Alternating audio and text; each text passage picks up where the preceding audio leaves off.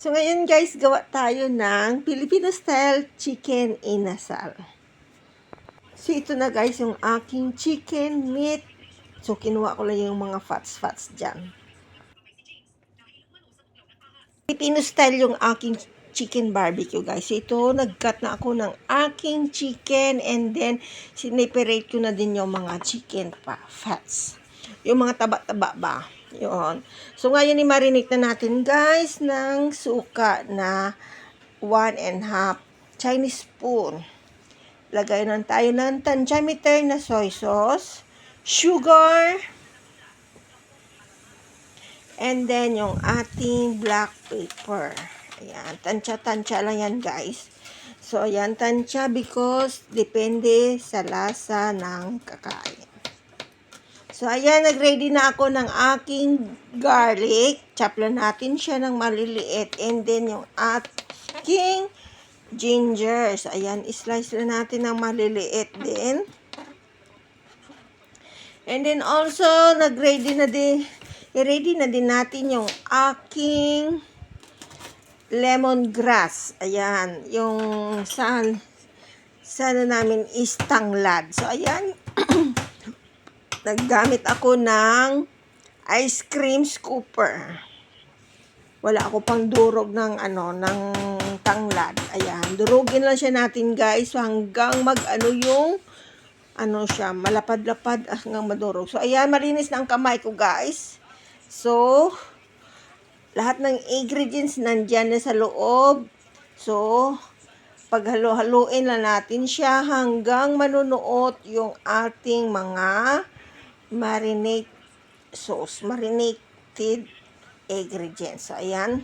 So, and then, after that, yan dyan, marinate, isit aside natin. And then, now, gagawa tayo ng chicken oil. So, first, lagay tayo ng oil, garlic.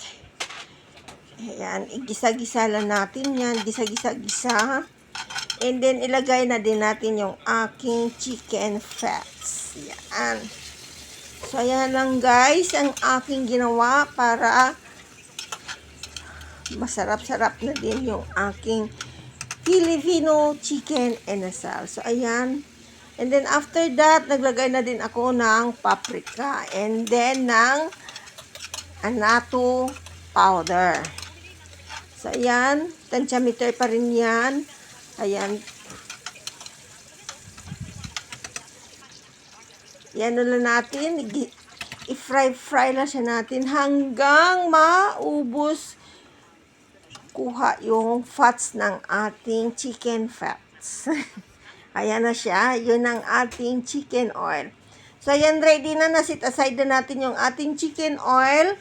So, now, mag-umpisa naman tayo tuhog-tuhog ng ating chicken inasal. Chicken meat. Ayan. So, nagamit lang ako ng chicken stick. Ano ba yun? Tinuhog na chicken? Barbecue stick. So, ayan. Tuhugin na natin lahat yan. So, never ko pa ito ginawa sa aking mga amo. Ang Filipino style chicken barbecue. Yan. Skewer pala, skewer. Yes, skewer pala yung tawag dyan. So, yan. Gamit lang tayo ng skewer. In English is chicken barbecue. Chicken stick. Chicken stick ba yan? I don't know. Bala kayo dyan. So, ayan. Ready na siya lahat. Na-ready ko na siyang tinuhog. Ayan. I-ready na din yung ating cast iron. So, ayan. Nag-ready na ako ng aking kawali. So, ayan. First time ko itong matry na gumamit ng cast iron sa barbecue. So, ayan lang. So, and then after that, lagyan na natin ng chicken oil. So, ayan na lang yung magpapaluto sa chicken barbecue natin.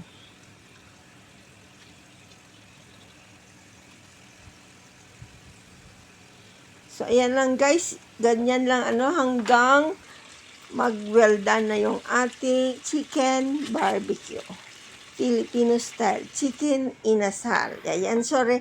So, ayan, ready na guys. Ready na yung ating chicken inasal Filipino style. So, thank you for watching and see you for my next video. Bye-bye!